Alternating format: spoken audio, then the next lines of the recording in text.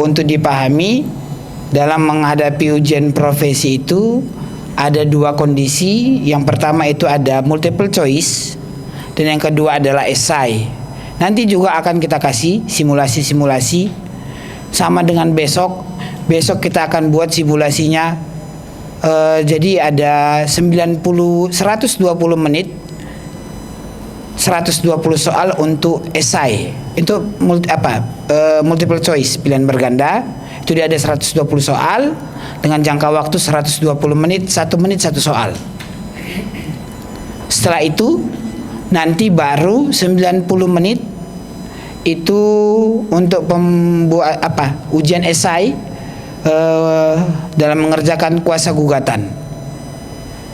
Biasanya Bapak Ibu yang sudah sering membuat surat kuasa dan gugatan itu hanya lewat komputer atau sudah ada formatnya masing-masing. Tapi kalau untuk di ujian harus tulis tangan. Balik lagi saya bilang dari dulu yang kemarin juga sudah kita bilang, yang paling yang nggak lulus itu adalah kebanyakan laki-laki. Kenapa? Karena ketika menulis, ya syukur mau ku tulis katanya, pandai-pandai mula bacanya katanya. Itu kebanyakan yang sering terjadi. Jadi terutama laki-laki itu memang latihan menulisnya harus sering, karena memang itu selalu terjebak di situ. Itu yang pertama. Yang kedua, kalau laki-laki terjebaknya lagi, yang kedua itu adalah selalu terjebak di pikirannya sendiri. Dia mau nulis yang paling keren dan kurang keren ini, tapi ditulis-tulis gak jadi-jadi dia. Ini bagus ini katanya, ini bagus nih katanya. Kalau bercakap jago semuanya. Tapi kalau disuruh tulis, tuangkan apa yang kau pikirkan itu dalam tulisan, kita bilang, baru dia marupak semua rata-rata. Gimana ini bang katanya, gimana ini bang katanya, ya gitu dia. Jadi memang ini mungkin latihan CBSA, catat buku sampai habis jadinya. Jadi ini kita akan tuangkan format penilaian ujian profesi advokat untuk pembuatan surat kuasa. Mohon maaf Bapak Ibu yang sudah punya format ini di masing-masing yang pernah di kantor advokat, LBH atau BBH, ikuti dulu format ini. Karena memang tidak ada batasan baku tentang pembuatan surat kuasa. Tidak ada apakah harus tulisannya seperti ini? Tidak ada. Apakah harus kertasnya seperti ini? Tidak ada. Tapi ini kita kasih format penilaian ujian di ujian profesi advokat di Pradi. Jadi nanti kita langsung saya batasin. Jangan perdebatannya nanti di kantor kami nggak kayak gini bang katanya. Di kantor kami yang ininya dulu di atas bang, ininya di bawah bang katanya. Makanya langsung kita batasin dulu. Bapak Ibu, dalam pembuatan surat kuasa gugatan itu ada 19 poin penilaian. Turun paling bawah bang. Ada 19 poin penilaian yang ada sudah dikirim di grup. Kirim dulu di grup bang.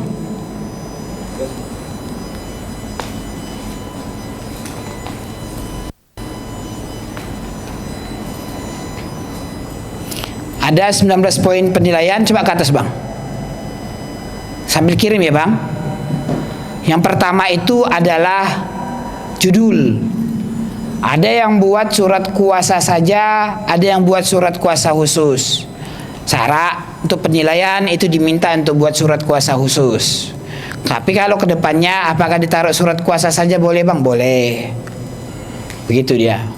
Terus ada yang bertanya lagi tuh biasanya, bang, kalau pakai kop surat boleh tidak katanya? Nggak perlu. Kalau untuk di sini nggak usah pakai kop suratnya dulu. Nanti tanyanya lagi harus pakai stempel nggak bang katanya? Cetak lagi nanti stempelnya, nggak begitu. Jadi kalau ada perdebatan tentang apakah surat kuasa itu harus pakai kop surat dan tidak pakai kop surat, itu ada dua pendapat. Ada yang menyatakan karena kuasa itu diberikan oleh klien, tidak mungkin klien itu membuat kop suratnya sendiri. Jarang, kecuali yang berbadan hukum. Ya kan, kalau yang pribadi pada umumnya tidak pakai kop surat. Tapi ada terkadang dia pakai surat kuasa itu pakai kop surat advokatnya. Boleh tidak? Sejauh ini tidak ada pembatasan dan larangannya. Memperbolehkan dan yang melarangnya juga nggak ada. Jadi sah-sah saja untuk sejauh ini. Tapi kalau ditanya saya, karena itu adalah kuasa itu diberikan oleh klien, maka itu kita tidak pakai kop surat kita. Jadi seperti itu. Oke, sudah di-share Bang ke grup. Boleh Bapak Ibu yang ada di grup dilihat nanti format surat kuasa gugatan yang ada. Jadi saya ulang balik, tadi ada 19 poin dalam pembuatan surat kuasa, penilaian yang harus dipenuhi. Poin yang pertama tadi adalah judul surat kuasa khusus. Bang, apakah harus pakai garis bawah kayak gitu katanya? Nggak ada masalah sebetulnya. Yang kedua, yang bertanda tangan di bawah ini, nama, nama, tempat tanggal lahir, jenis kelamin, pekerjaan, dan alamat. Ini identitas yang biasanya pada umumnya diberikan. Nama, tempat tanggal lahir, jenis kelamin, pekerjaan, dan alamat.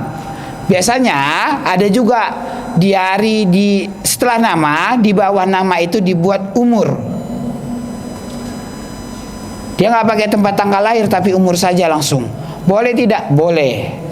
Kenapa harus ada umur dan tempat tanggal lahir? Karena Bapak Ibu, ini kan adalah pemberian kuasa kewenangan. Hanya orang yang cakap hukum yang boleh memberikan kuasa kepada orang lain. Jadi kalau dia yang belum 21 tahun, berdasarkan dewasa, berdasarkan KUH Perdata, jangan nanti minta kuasa sama dia. Gitu. Jangan nanti minta kuasa sama dia. Bang, kami ada perkara tapi anak nih pelaku, anak sebagai korban, pelaku dan korban, ya orang tuanya. Jangan nanti dibuat anaknya yang tanda tangan, malu kita nanti. Dibuatnya nama si ini, umur 17 tahun, sudah ngasih kuasa, ya kan? Hati-hati ya. Jangan nanti kesor-soran buat surat kuasa. Ini dapat perkara pertama ini Bang katanya. Ini bagus, harus kita bela Bang katanya. Oke, Bapak Ibu, kuasa ini juga dianggap sebagai perjanjian yang bersegi satu. Adalah tanpa harus persetujuan si penerima kuasa, kuasa ini bisa dianggap sah. Contohnya seperti kayak wasiat atau hibah. Tak perlu ada hibah, itu nggak perlu ada persetujuan si penerima hibah. Contoh, kamu mau nggak menerima hartaku ini katanya? Nggak mau katanya, tapi udah dihibahkan nama ini. Mau tidak mau harus menerima. Oke, alamat, jenis kelamin, ini penting juga. Untuk nanti mana tahu misalnya di pengadilan negeri ada soal-soal tentang gugatan cerai. Nanti kita akan masuk ke sini juga. Nanti akan masuk ke sini juga pembahasannya. Pekerjaan, jabatan, direktur, alamat Jalan Sudirman. Di pekerjaan dan jabatan ini, kalau dia bertindak sebagai diri sendiri, buat saja wira swasta atau apapun itu. Tapi kalau dia dalam jabatan dia bertindak, boleh diletakkan atau boleh diletakkan di bawahnya sini. Yang dalam hal ini bertindak untuk dan karena jabatannya selaku Direktur Utama PT Bola Dunia. Kalau dia bertindak atas nama diri sendiri, boleh gini, dalam hal ini bertindak untuk dan atas nama diri sendiri, selanjutnya disebut sebagai pemberi kuasa. Atau langsung saja dalam hal ini untuk selanjutnya disebut sebagai pemberi kuasa. Terserah. Oke. Ke bawah. Untuk sementara memilih domisili hukum di alamat kuasanya. Biasanya ini untuk alamat korespondensi surat menyurat. Jadi kalau nanti sudah memberikan kuasa kepada advokat atau kepada lawyer, maka nanti apabila ada relas atau segala macam akan melalui alamat dari lawyer. Hati-hati untuk melihat yang kayak gini. Jadi bisa nanti ini bisa merubah nilai kalau alamatnya. Makanya nanti lawyer itu bisa menilai, bisa pindah-pindah kantornya. Karena nanti skumnya bisa bertambah. Beda kabupaten kota itu skumnya bisa bertambah. Contoh, dia itu kantornya di Medan, berperkara di Deli Serdang. Itu kalau begitu kan itu sudah beda kabupaten kota.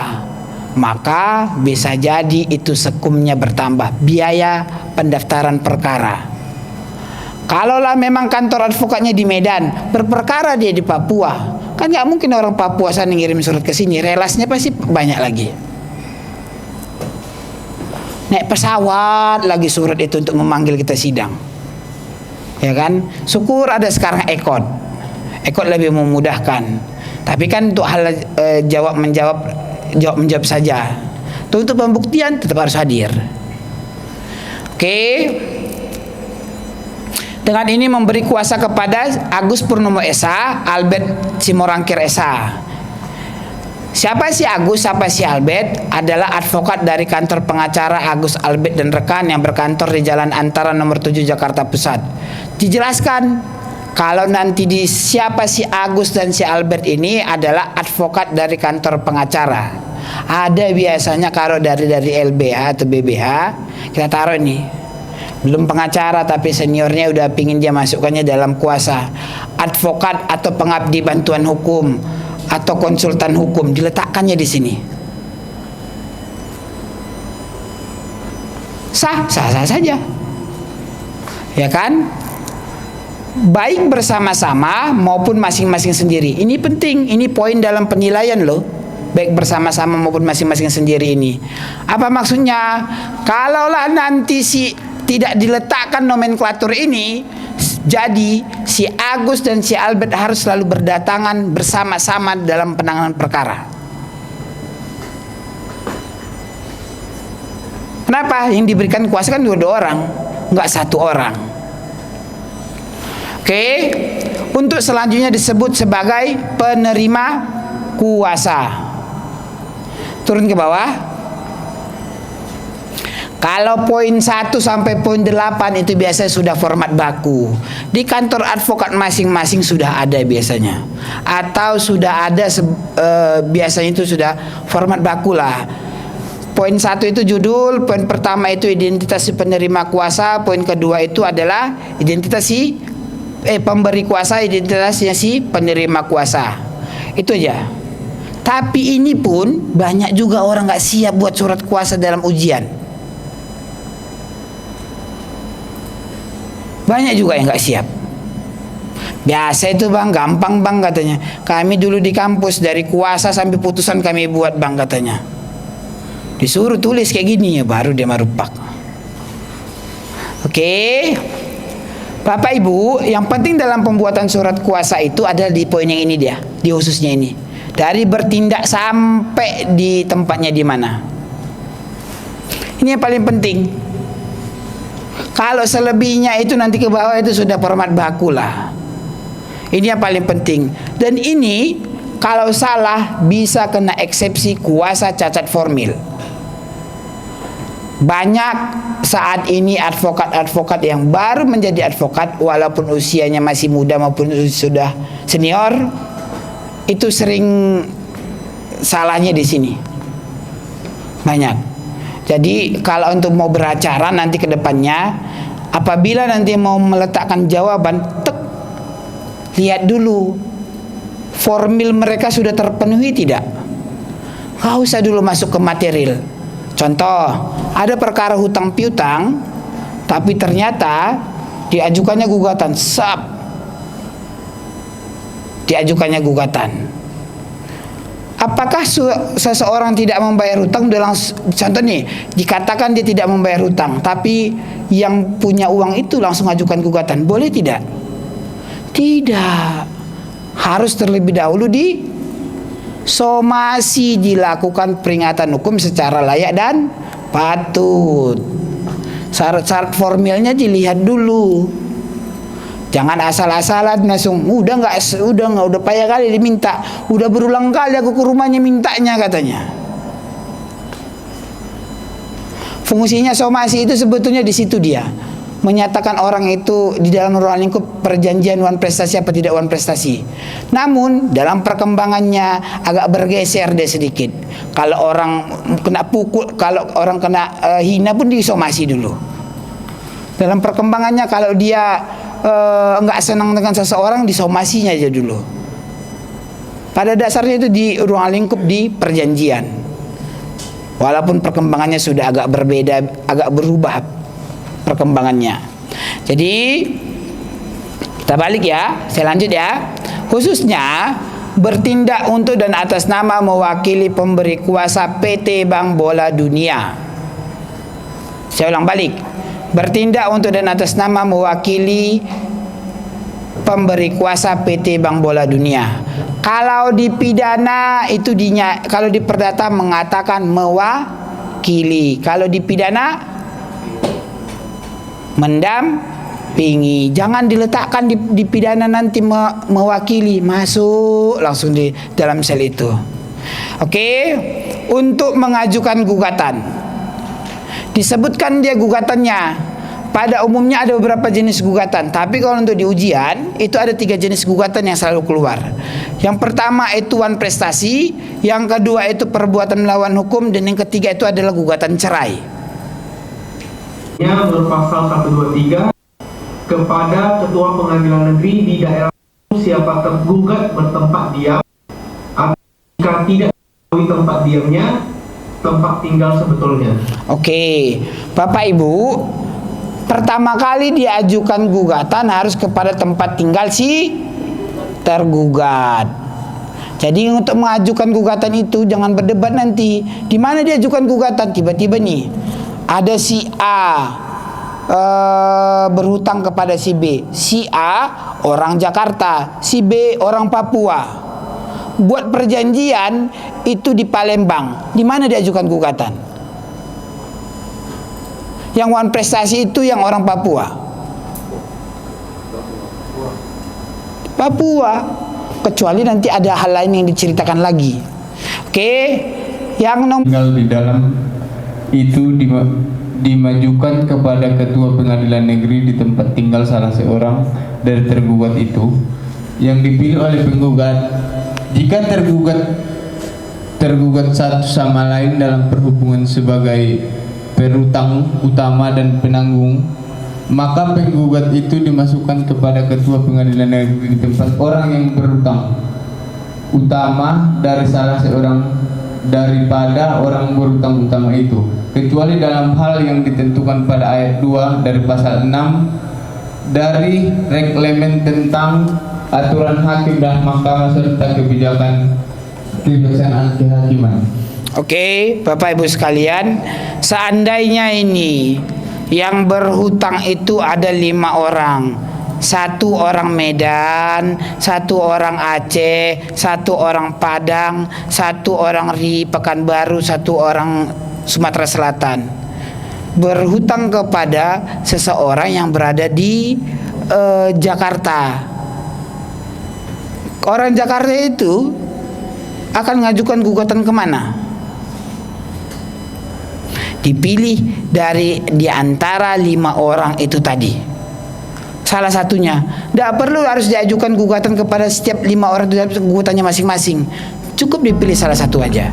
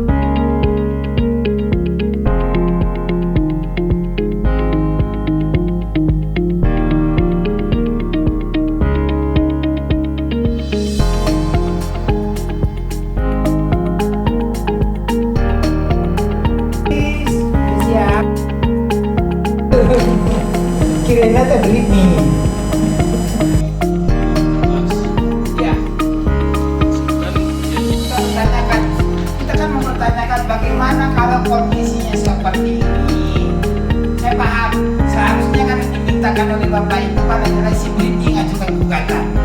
Iya kan? Karena dia merasa dikecewakan. Tapi kita balik, si Kirena yang kita minta untuk mengajukan gugatan.